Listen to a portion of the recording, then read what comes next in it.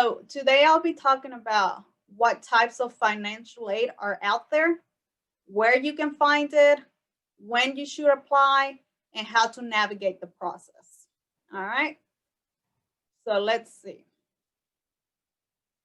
So let's start with the FAFSA because that's the most common one. That's the one that it'll probably be the easiest to get and one of the biggest amounts.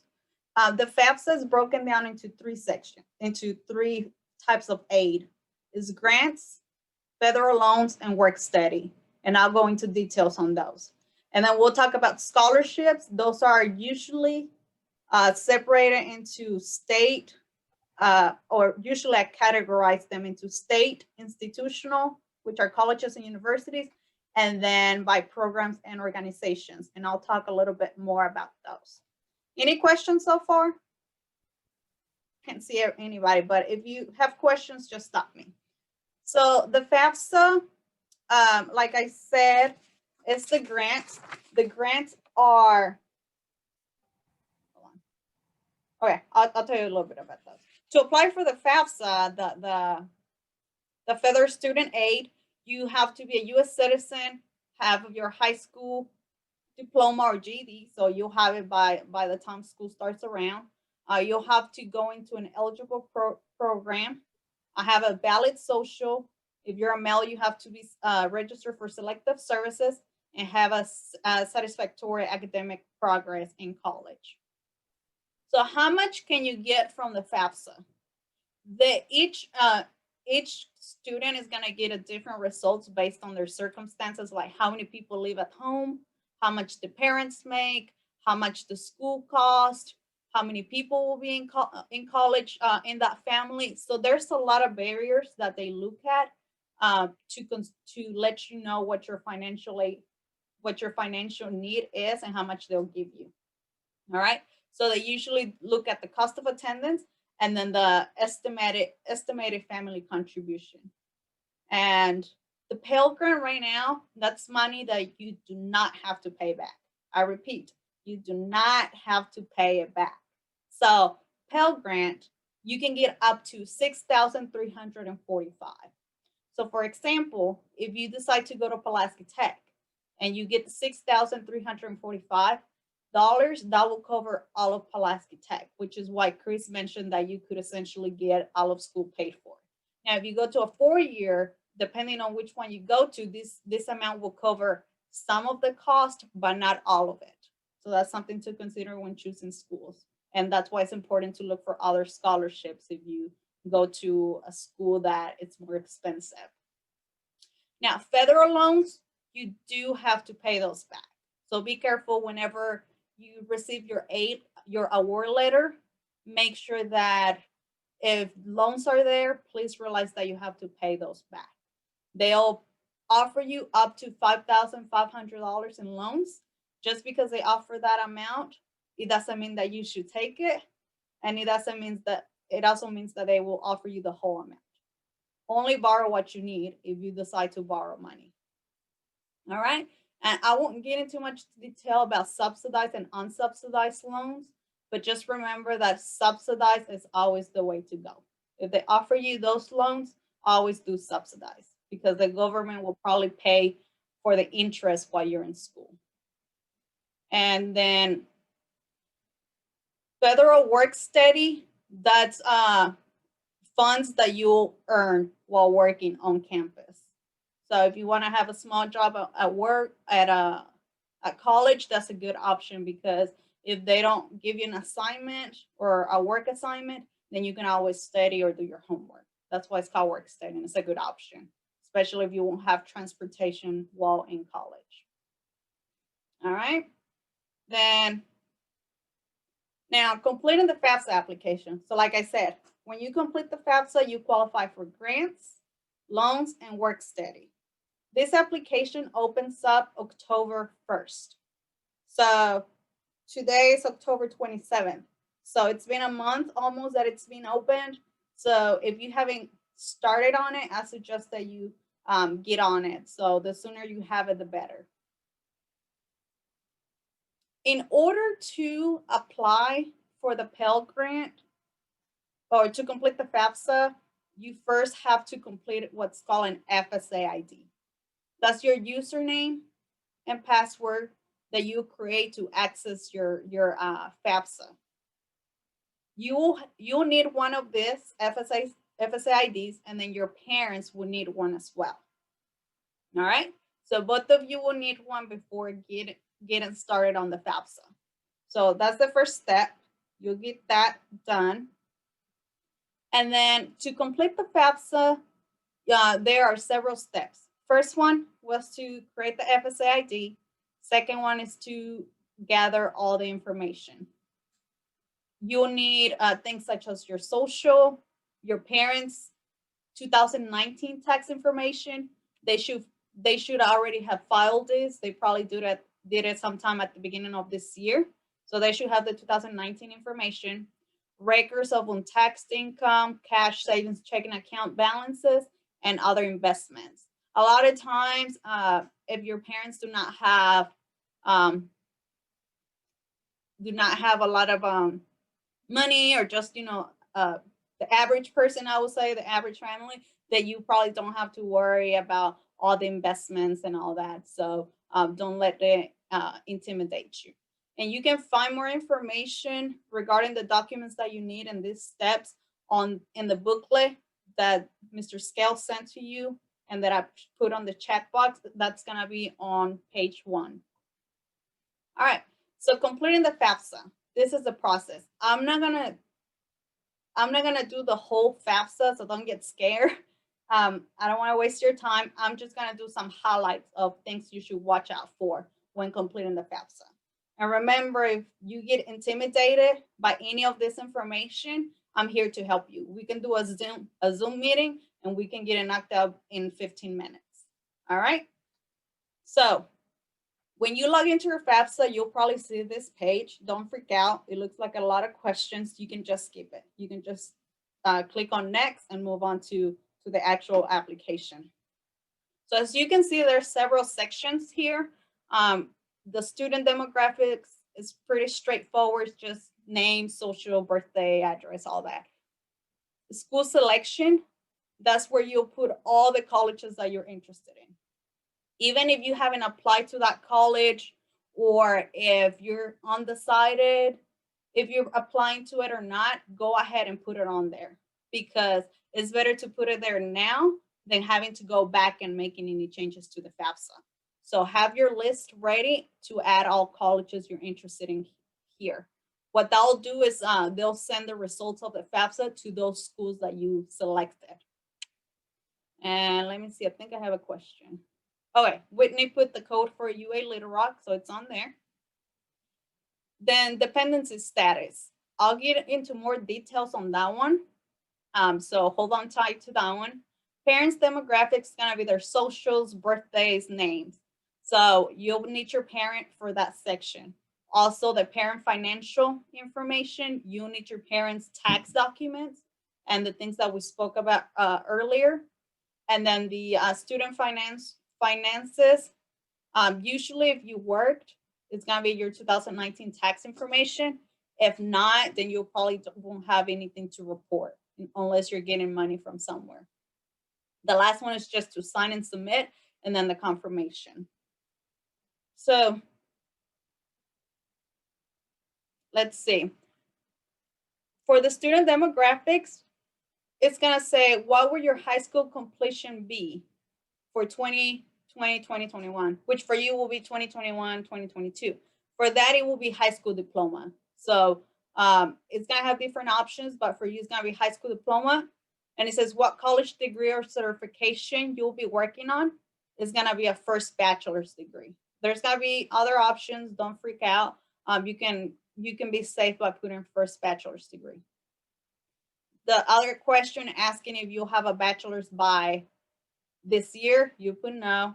And then it's gonna ask you about your grade level for college. You'll put never attend the college first year. Even if you've done concurrent credit or anything like that, you can still put never attend the first year. All right. For work study, always say yes. Even if you're not thinking about working on campus or you're undecided, go ahead and say yes that you want to consider a work study. because it could be that you change your mind in the future. So it's better to say yes than having to go back and change it. All right. So here it is. I said we're going to talk about being a dependent and independent. I won't go into all these questions in detail, but just know that basically, if you're not married, if you do not have any kids, if you're not over 24, then you're more likely provide your parents tax information. You'll be considered a dependent. Now, independent, it's only if you're married, if you have kids that you provide for, if you're over 24. Also, if someone has a legal custody of you, so you have a legal guardian, you'll also be considered independent. And then if at some point you were in foster care or an emancipated minor, then you'll be independent. But for the average student, you'll more likely be a dependent and you'll have to provide your parents' information. All right. Now, who is your parent? I won't go too crazy into this because we could sit here all day and determine who's the parent, who's not, but just some highlights. Your grandma, your uncle, your cousin, if you stay with them, but they're not your legal guardian, they're not considered your parents. Parents are those that legally adopted you, or give me a second, I want to make sure. Chat. Okay, sorry. If they legally adopted you, then they're considered your parents. Your legal guardians are not considered your parents. All right. Also, if your parents were married and they separated and now you're living with one of them, you'll put the information of the parent that provides the most money for you, the most support, basically. If your parents divorced and then one of them remarried, or whoever, if you're living with the one that remarried, that your stepdad or stepmom will be considered a parent, so you'll put their information if the parents are married, okay? And you live with them. Like I said, I could go into detail with the different scenarios, but I'm not going to. If you have questions about this, if you have a unique situation, let me know and I can help you figure out if you're a dependent or independent, or whose information to provide. Now, this section for the parents' information is going to ask about like child support they received or paid. It's going to ask for veteran benefits or any untaxed income not reported. Okay, so this is going to, a lot of times, if you're not receiving money from anywhere else besides where you work or where your parents work, then it'll be 0 on these sections. So keep that in mind. And like I said, we can sit down and complete the application so you don't have to stress out about this or put the wrong information. Now, the easiest way to put your parents' financial information from the taxes is to link it to the IRS. Once your parent has a FSA ID, the username and password for the FAFSA, they'll just have to click on link to IRS. They'll ask you for the FSA ID, and then you'll put your parents' address that they use for the FAFSA to file taxes, and then it will pull all the information from the IRS. So you won't have to put anything manually. You won't have to mess it up, nothing like that. So that's the easiest way. Sometimes the option's not available and you'll have to put it in manually, which you have to be careful. But this is oftentimes available to link it to the IRS. So if it's available, make sure you take advantage of it. Then you just sign, you'll have to sign it with your FSA ID, and then your parent signs it with their FSA ID. And like I said, I skipped some sections just for the sake of time, but I wanted to highlight the most important things. Now, listen carefully. I get this all the time. Students complete their FAFSA and they don't realize how much money they got. They don't take the time to look at this confirmation page. And then also they kind of hide it so you won't see how much you're getting. But can everyone see here where it says estimated family contribution? You see those numbers? So usually if this number's right there, the 2,592, if those are all zeros, that means you're getting the full amount for the Pell Grant. You can also click down. You see it's a little arrow. If you click it, it'll have a drop down that will show you how much you're getting for the Pell Grant, how much loans you're eligible for, and then more information on there. All right. So like I said, don't forget to click this for the drop down so that you can see the how much you're getting for the Pell Grant, because you want to know how much money you're counting on to pay for school. The bigger this number is, the EFC, the less you'll get. So it could be that if it goes over, say, 6,000, it could be that they're not giving you anything for the Pell Grant. But it'll say on there once you bring it down how much they're giving you. All right, so here, since we love our students, and we wanted to make a video of a walkthrough of completing the FAFSA. This video goes step by step on how to complete the FAFSA and each question. One of my awesome coworkers did this video. So I'm not gonna play for you. I'll let you do it at your own time. Like I said, if you don't feel like watching that whole video and you just want somebody to sit down with you and get it done in 15 minutes, I'm the person to call. So I'll put here YouTube video on FAFSA, and I'll put the link on the chat. Give me 1 second. Let me get that link.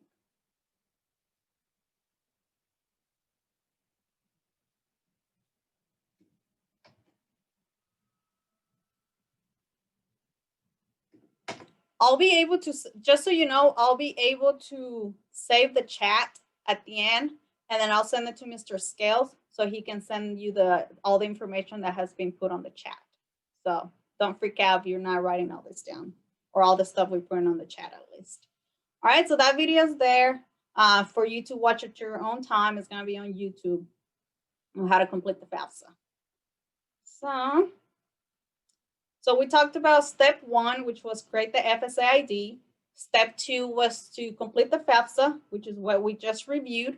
Step 3 is to review the student's aid report, or commonly known as the SAR. The SAR report is basically the results of the FAFSA. It tells you how much money you're getting to go to school. So if a school asks for your SAR report, you'll be like, what the heck is that? Just know that it's the report at the end of the FAFSA. It's called the SAR. And you can log into your FAFSA once you complete the application, and it'll be there. And you can download it or print it out, whatever you want to do. Step 4 is to submit your paperwork. So say you completed your FAFSA, but there was something weird on there that the school needs additional information about. They'll email you and say, hey, you turned in your FAFSA, but we have a question about this particular question. So go ahead and send us your tax documents, or send us X, Y, and Z. So they'll let you know which documents that you need to turn in order to receive your financial aid. Please, please, please check your email. Make sure that you're on top of it, because financial aid offices get really overwhelmed the closer they get to the beginning of the semester. So it could be that classes start and your financial aid will not be processed yet. And that means you'll have to be paying out of pocket until they process your financial aid. So as soon as you get that email, if you do get it, make sure you turn in the paperwork they're requesting.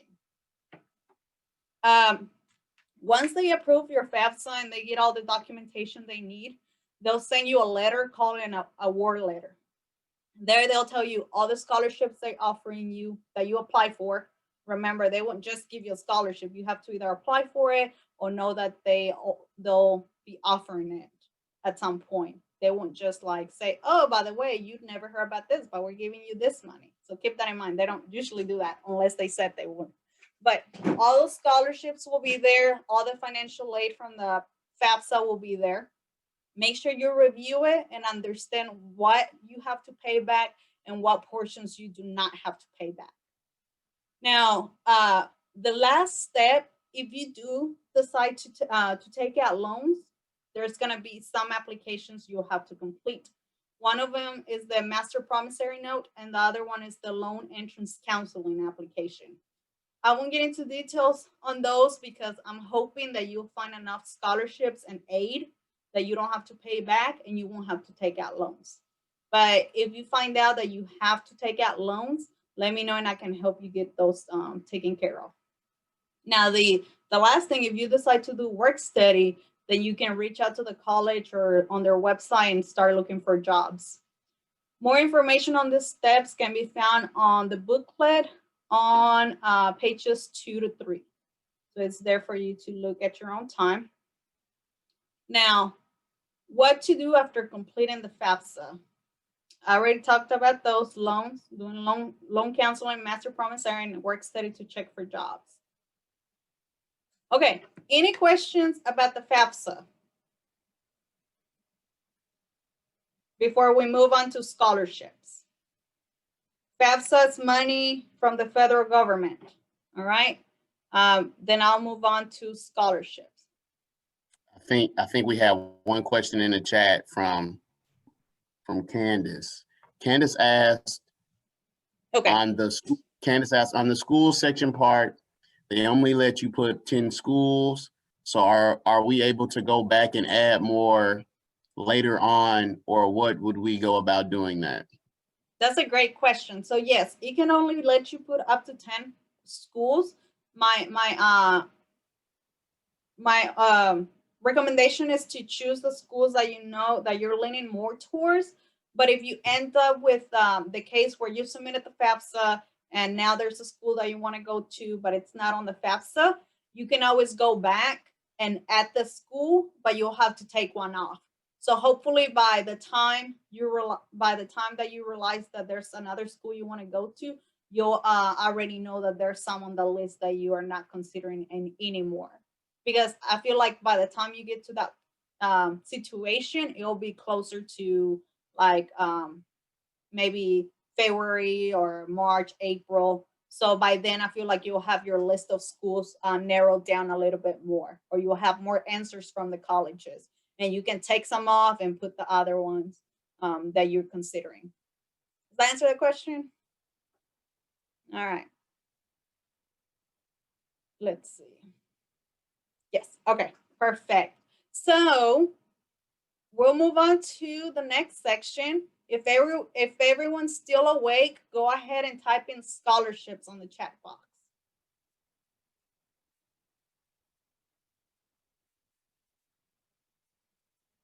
Travis, good. Candace, good. All right, you guys are still awake. You guys are still with me. Like I say, I'm respecting your time, so I promise you I won't keep you here any longer than I need to. I'm just going over the most important information. So for scholarships, there are two types of scholarships generally. Is the merit-based and the need-based. Merit is based on your grades, your talents, any leadership abilities, any academic performance. It's all that. Need-based is on how much money you need and how much money your family makes. All right. So the FAFSA, here's a pop quiz. Is the FAFSA need-based or merit-based? Type in need or merit on the chat box. The FAFSA, is that merit or need? Yep, you guys are doing great. Yeah, it's need-based because it's only on how much your parents make. They're not asking you about ACT, GPA, anything like that. So good. You guys are paying attention. So remember at the beginning, I said that there were three levels or three categories for scholarships. It was state, and then I put institutional, and then I put organizations or companies. So federal level was the FAFSA. So now we're going into state. So state, and then we'll go into institutional, which are the colleges, and then the private organizations and that. For state, it's from the ADHE. One of the most common scholarships from them is the Arkansas Lottery or the Academic Challenge. They're the same thing, just different names. Academic Challenge, or Arkansas Lottery. For this one, the only thing that they look at is your ACT.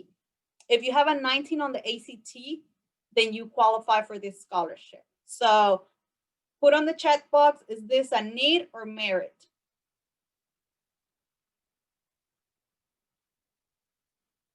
Is the Arkansas Lottery scholarship need or merit? Perfect. Yes, it's merit, because they're not looking at how much your parents make. All they care about is, do you have that 19 on the ACT or a 246 on the AccuPlacer. So if you cannot get the 19 on the ACT, please, please, please take the AccuPlacer, because I had a lot of my students where they were not able to get that 19, but they took the AccuPlacer with me and they were able to get the scholarship just because they gave it another chance and took the AccuPlacer.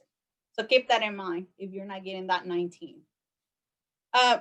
The booklet that I shared with you on page 9 has more information about the scholarships that are offered through the Department of Higher Ed here in Arkansas.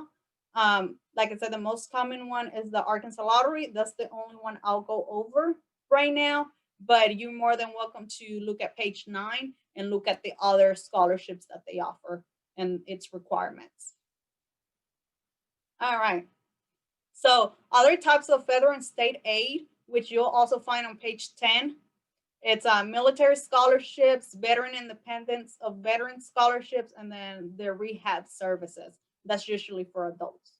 So definitely take a look at that booklet so you can look at all the details on those state aid and federal aid that are available.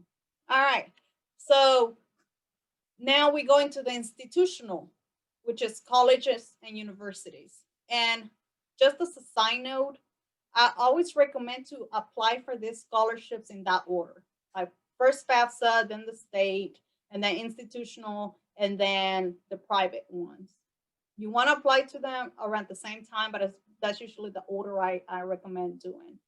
For scholarships at colleges, they'll look at things such as your grade level, your GPA. They'll look at financial aid. Some of them will look at talents or sports. Some of them will look at community service.